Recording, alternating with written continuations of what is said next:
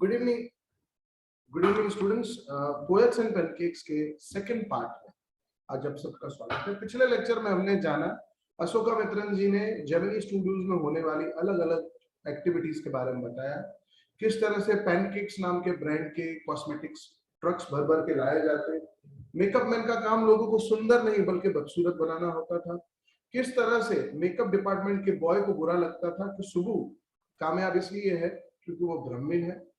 इसके साथ साथ हमने जाना कि वहां पे कितनी तरह के लोग अलग अलग डिपार्टमेंट्स में काम करते थे।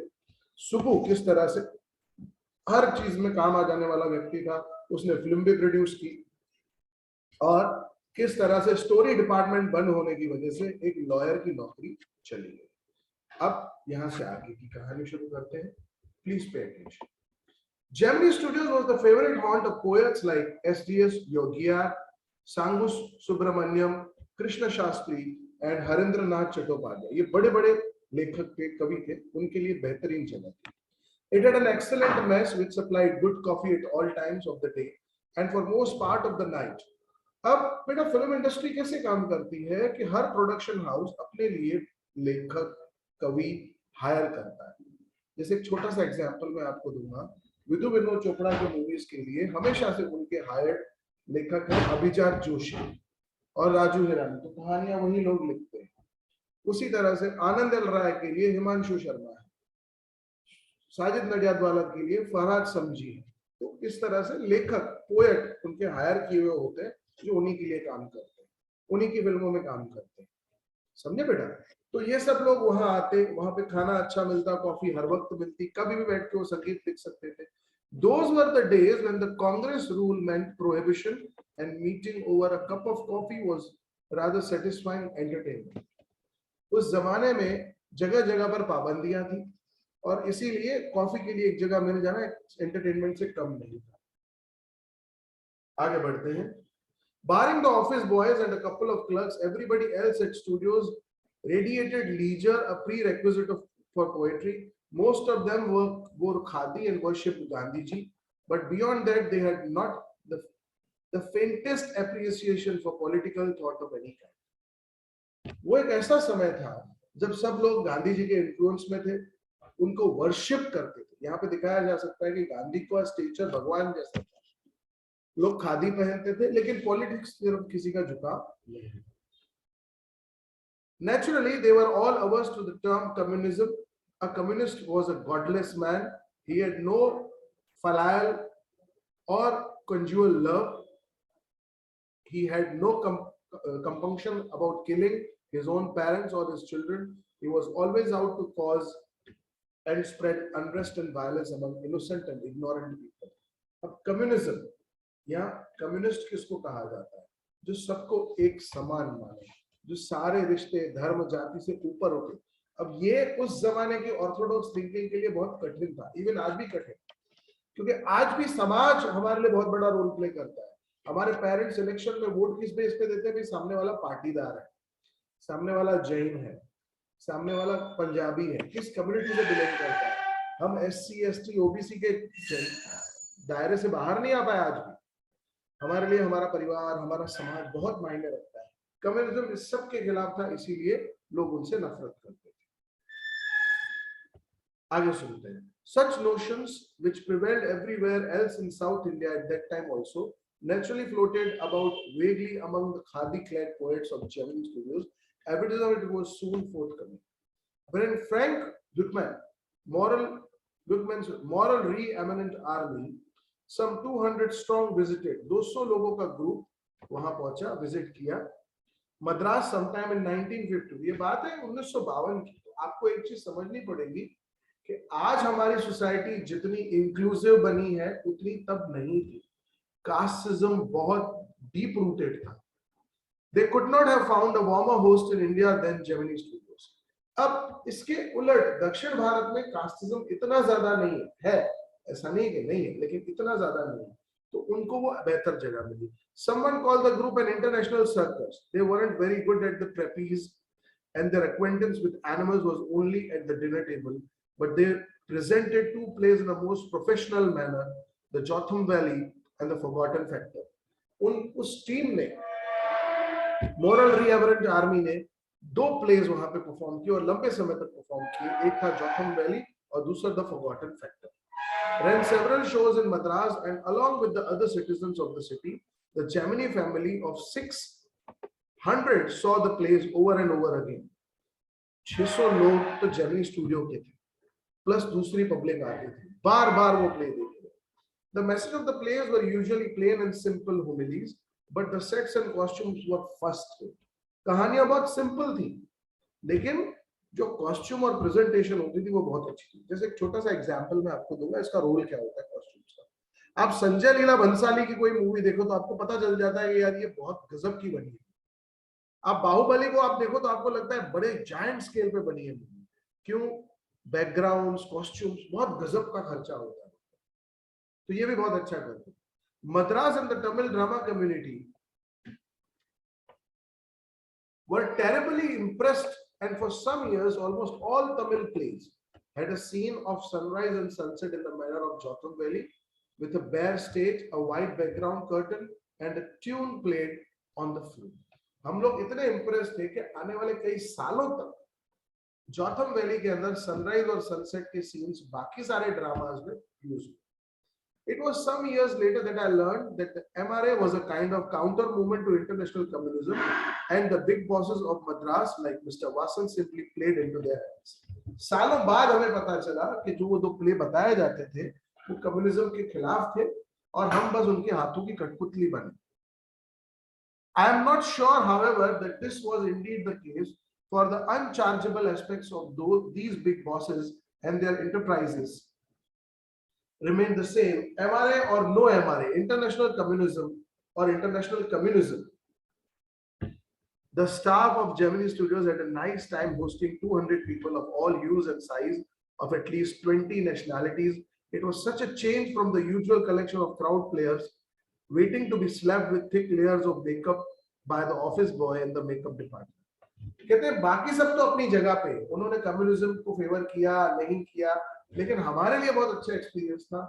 200 लोग अलग अलग देशों से, कुछ 20 देशों से आए थे और उनके साथ काम करना एक चेंज था, मतलब रेगुलर लोगों से अलग एक अलग एक्सपीरियंस हुआ। A few months later, the telephone lines of the big bosses of Madras buzzed, and once again we at the Germany studios cleared a whole shooting stage to welcome another visitor. अब एक और visitor आया। All they said was that he was a poet from England. अब आप लोग भी इस poet को जानते हैं, देखते कौन पहचानता है उसको। The only poets from England the simple Gemini staff knew or heard were Wordsworth and Tennyson. The more literate knew about John Keats, Shelley, Towson, and Byron. And one or two might have faintly come to know someone by the name Eliot. Who was the poet visiting the Gemini Studios now? He is not a poet, he's an editor. That's why the boss is giving him a big reception. Vasan was also the editor of the popular Tamil weekly Anand Vikanta. अब जब पहले बताया गया कि poet है, बाद में बताया गया कि नहीं, एक मैगजीन या न्यूज़पेपर का एडिटर है। एसएस वासन खुद तमिल साप्ताहिक अखबार आनंद विकटन का एडिटर था, तो उसने उसको अच्छा वेलकम दिया। He wasn't the editor of any of the known names of the British publications in Madras, that is those known at the Gemini Studios. Since the top men, the Hindu, were taking the initiative, the surmise was that the pet poet was the editor of a daily, but not from the Manchester Guardian or the London Times. That was all that even the most well-informed among us knew. अब सबके भी उन्होंने question थे कि अगर इतना बड़ा आदमी है तो द हिंदू उसको वेलकम क्यों नहीं कर रहा। बाद में हमें पता चला कि वो इंसान एक पोएट था जो एक एडिटर भी था और मशहूर अखबार नहीं थे उसके आगे, जैसे मैनचेस्टर गार्डियन या लंदन टाइम्स का एडिटर नहीं था, एक साधारण अखबार जो डेली निकलता उसका। At last, around 4 in the afternoon, the poet or the editor arrived. He was a tall man, very English, very serious, and of course very unknown to all of us. बहुत ही stubborn, introvert किस्म का इंसान, अपने काम से काम रखने वाला, लंबा अंग्रेज, पूरी तरह से अंग्रेज, और हम उसको बिल्कुल नहीं करते। Battling with half a dozen pedestal fans on the shooting stage.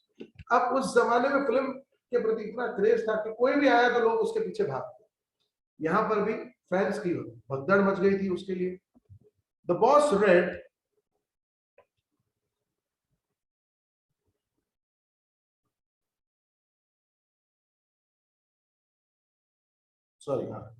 The boss read out a long speech. It was obvious that he too knew precious little about the poet. अब बॉस ने बहुत बड़ी speech तो दे दी, लेकिन हमको पता चल गया कि इसको भी पोएट के बारे में जानकारी नहीं है. The speech was all in most journal terms, but here and there it was peppered with words like freedom and democracy. अब किसी को अगर स्पीच देना ना आता हो तो फ्रीडम, डेमोक्रेसी इन शब्दों का इस्तेमाल कर लो तो पब्लिक इंटरेस्ट हो जाती है. Then the poet spoke. He couldn't have addressed a more dazed and silent audience. अब क्या था, पब्लिक में किसी को इंग्लिश आती नहीं थी, तो जब पोएट ने एड्रेस देना शुरू की तो लोग उसको घूरे जा रहे हैं, कुछ समझ में आ नहीं रहा है. No one knew what he was talking about and his accent defeated any attempt to understand what he was saying. दो मजबूरियां थी, एक तो किसी को इंग्लिश नहीं आती थी, दूसरी जिनको थोड़ी बहुत आती थी वो ब्रिटिश एक्सेंट के साथ कंफर्टेबल नहीं थे. The whole thing lasted about an hour. एक घंटे तक उसने speech the. Then the poet left and we all dispersed in utter bafflement. हम सब सरप्राइज थे, आखिर हुआ क्या, इसने बोला क्या. यहां तक किसी को कोई डाउट बेटा?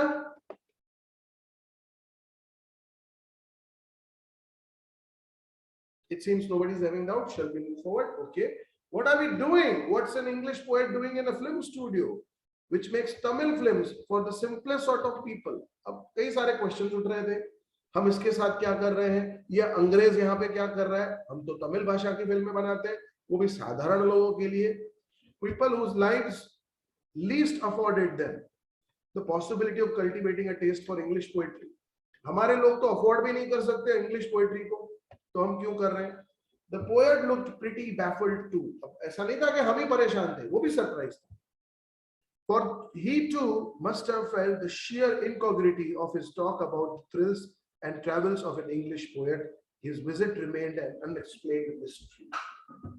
अब वो भी बेचारा सरप्राइज था कि मैं इतनी अच्छी अच्छी बातें कर रहा हूँ, शायद किसी को समझ में ही नहीं आती. अभी लगता है जैसे किसी को बातें समझ में ही नहीं आती, तो उसका आना और उसका रहना एक मिस्ट्री बना हुआ. The great prose writers of the world may not admit it, but my conviction grows stronger day after day that prose writing is not and cannot be the true pursuit of genius. Prose लिखना genius का काम नहीं है. It is for the patient, persistent, preserving drudge with a heart so shrunken that nothing can break it. Rejection slips don't mean a thing to him. He at once sets about making a fresh copy of the long prose piece and sells it to another editor, enclosing postage for the return of manuscript. अब लेखक का जो काम है वो boring काम माना जाता है.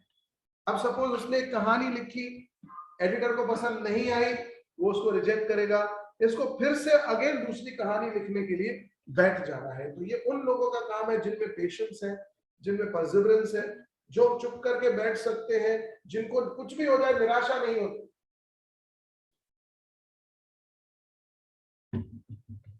हम लोग क्या करते हैं, एक बार हमारा काम सिलेक्ट नहीं हुआ, दूसरी बार ट्राई, दूसरी बार नहीं हुआ तो मन कंफ्यूज हो जाता है, तीसरी बार में तो गिव अप मार देते हैं. It was such people that the Hindu had published a tiny announcement in an insignificant corner of an unimportant page. A short story contest organized by a British periodical by the name The Encounter. Hindu magazine, Hindu अखबार में खबर छापी unimportant page पे, insignificant corner में, कि भाई short story का contest organise कर रही है द एनकाउंटर नाम की पीरियोडिकल मैगजीन इंग्लैंड में. Of course, the Encounter was a known commodity among the Gemini literati. अब इतनी फेमस तो एनकाउंटर मैगजीन थी नहीं. I wanted to get an idea of the periodical before I spent a considerable sum in postage sending a manuscript. Ashoka Mitran ने भी एक कहानी लिख डाली थी, तो उसने सोचा पहले पता तो करें कि ये मैगजीन है क्या, तो इसको हम अपना मैन्युस्क्रिप्ट भेजे ना. खामखा पता लगा, पैसे वेस्ट गए. To England in those days, the British Council Library had an entrance with no long winded sideboards and notices to make you feel you were sneaking into a forbidden area. and there were copies of the encounter laying about in various degrees of freshness. वहां पे encounter magazine copy पड़ी थी, almost untouched by the readers, कोई उन्हें पढ़ता नहीं था. When I read the editor's name, I heard a bell ringing in my sunken heart. जब मैंने एडिटर का नाम पढ़ा तो मुझे लगा कि यार मेरे दिल में तो घंटी बज गई. It was the poet who had visited the Gemini studio. ये वही पोएट था जिसने Gemini studio विजिट की थी. I felt I had found a long lost brother and I sang as I sealed the envelope and wrote out his address. कहते मुझे ऐसा लगा जैसे मेरा बिछड़ा हुआ भाई मुझे मिल गया हो. मैं गाने गाते गाते मैंने उसको चिट्ठी लिखी.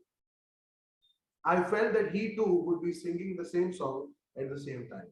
Long lost brothers of Indian film discover each other by singing the same song in the first reel and in the final reel of the film. पुराने जमाने की फिल्में देखो, एक मूवी है यादों की बारात. पिक्चर की स्टार्टिंग में भाई आपस में गाना गाते हैं, फिर बिछड़ जाते हैं, फिर मूवी के आखिर में स्टेज शो पे गाना गाते हुए तीनों भाई मिल जाते हैं, तो उसका जिक्र कर रहे हैं.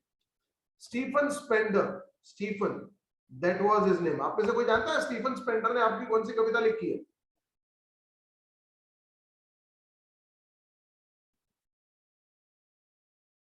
Madhav, do you know him?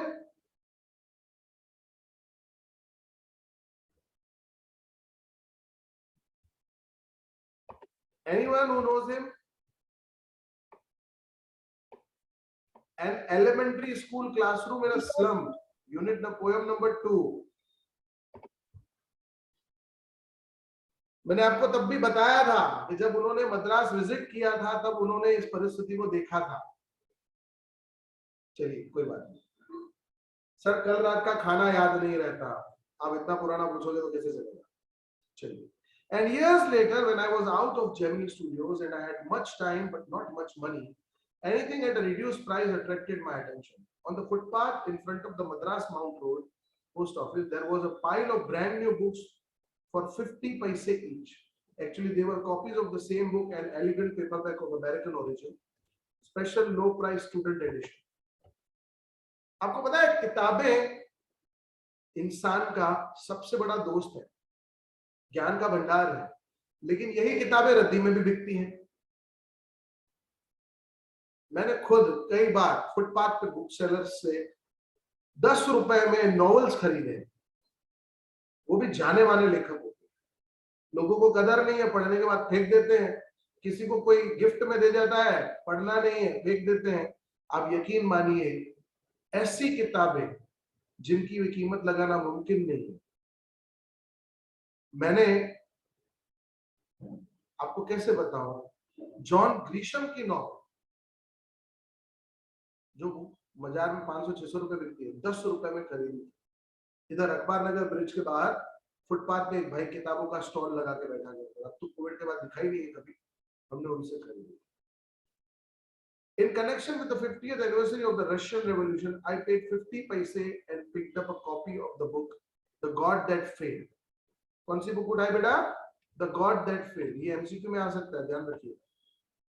6 eminent men of letters in 6 separate essays describe their journey into communism and their delusion return. ये वो लोग थे जिन्होंने कम्युनिज्म को अपनाया और फिर वापस आ गए. कौन कौन थे? Andre Gide, Richard Wright, Ignazio Silone, Arthur Koestler, Louis Fischer and Stephen Spender. आप 2 लोगों को इसमें से जानते हैं. कौन कौन बताइए? स्टीफन स्पेंडर के अलावा कौन सा बंदा है जिसको आप जानते हैं?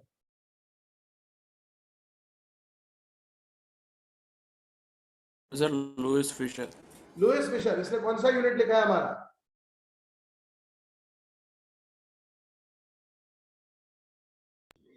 सर वो इंडिगो. इंडिगो. आपकी किताब के अंदर कनेक्शन देखिए. अशोका मित्रन एक दक्षिण भारतीय है. 2 लोगों के नाम इंट्रोड्यूस कर दिए और दोनों के प्रोज सेक्शन में मिल गया. Stephen Spender and Louis Fischer. Stephen Spender, suddenly the book assumed tremendous significance. Stephen Spender, the poet who had visited Gemini Studios, in a moment I felt the dark chamber of my mind lit up by a hazy illumination. जैसे मेरे दिल के अंधेरों में उजाला हो गया. The reaction to Steven Spender at Gemini Studio was no longer a mystery. The boss of the Gemini Studio may not have much to do with Steve Spender's poetry, but not with his God that failed. Film में एक तरफ मनोरंजन, एक तरफ entertainment और दूसरी तरफ आप सबके लिए जीवन का जरिया. So students, ये यूनिट यहीं पे